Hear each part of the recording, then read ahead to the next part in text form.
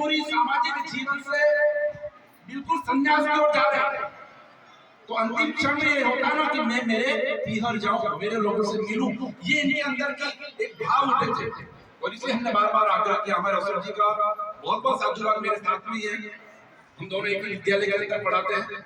मैं रोज इनको दिन में 1 घंटा पीछे लगा ये कहते हैं मैंने प्रयास करो पर होगा, लगे रहो, कोई बात नहीं, अगली कथा करेंगे। और अचानक हम पहुंच गए काबजा के पंचों को तो मैं हाथ जोड़ के बहुत बहुत साधुवाद देता हूँ। उस समय आपने कहा जब हमारे सामने कोई गाँव कथा कराने तैयार नहीं था और मैं अमृति भाई साहब और रामचंद्र जी तीनों वहां गए, कांतिलाल जी को फोन किया कि भाई साहब कैसे करे, कल कथा करानी है। ये कहे कांतिलाल जी ऐसा कैसे हो सकता है, हमने 20 मिनट में अभी इकट्ठे करो, देखते जो भी होगा गुरु जी का आशीर्वाद हमारे साथ है।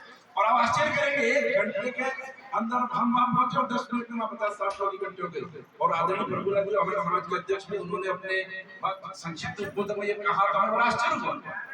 गुरुदेव कहते हैं कि मैं मेरा काम तू कर, उन्होंने हमें चुना है। अब वो हमें चुनते हैं कि मेरे काम करने के लिए इसमें ये पात्रता है, गुरु जी को लगता है, इसलिए आपको काम सौंपते हैं। अगर आप ये समझ ले कि मेरे बिना ये काम नहीं हो सकता तो अपनी गलतफहमी को निकाल देना। अरे उनके लिए काम करने वाले तो हजारों लाखों की तादाद में बैठे, लेकिन गुरु जी ने वो अवसर आपको दिया है, उन्होंने चुना आपको। इसलिए इस 7 दिन में पूरे समय का सारे काम छोड़ देना, कोई काम नहीं है। खेती बाड़ी लेकर कितना कमा रहे हैं हम, हमें पता है खेत में क्या मिल रहा है। और अगर खेत की कटाई 1 दिन लेट हो जाए क्या दिक्कत पड़ता है, लेकिन ये अवसर फिर नहीं आएगा। और अगर किसी ने, देखिए एक और चीज बता रहा हूं, यहाँ पाखंड नहीं है, यहाँ आपसे कुछ मांगा नहीं जा रहा है। हमने कितने भी सत्संग कराते कई तरह की चीजें होती है, कोई पाखंड नहीं, कोई मांगा नहीं जा रहा है। यहाँ तक कि गाय का दूध भी दीजिए अपने पैसे से, भाई साहब पैसा देंगे, इनके झाड़ू भी उनके साथ है, कपड़े सुखाने की डोरी भी इनके साथ है, कुछ भी नहीं लेते यहाँ से। आपका केवल समय चाहते हैं, और वो समय किस लिए चाहते हैं?